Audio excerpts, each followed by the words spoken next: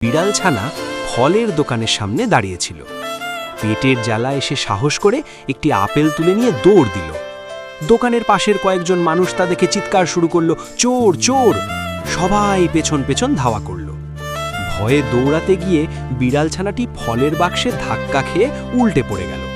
ফল ছিটকে গেল রাস্তায়। ক্ষুব্ধ মানুষগুলো তাকে ঘিরে মারতে লাগলো। ব্যথা আর অপমানে বিড়াল ছানার চোখ দিয়ে জল গড়িয়ে পড়ল। কেউ তার ক্ষুধার কথা ভাবল না। কাঁদতে কাঁদতে সে রাস্তা ধরে হাঁটছিল। হঠাৎ রাস্তায় পড়ে থাকা একটি চক কুড়িয়ে পেল। সামনে হাসপাতালের গেটের কাছে রাস্তায় বসে সে চক দিয়ে একটি ছবি আঁকল।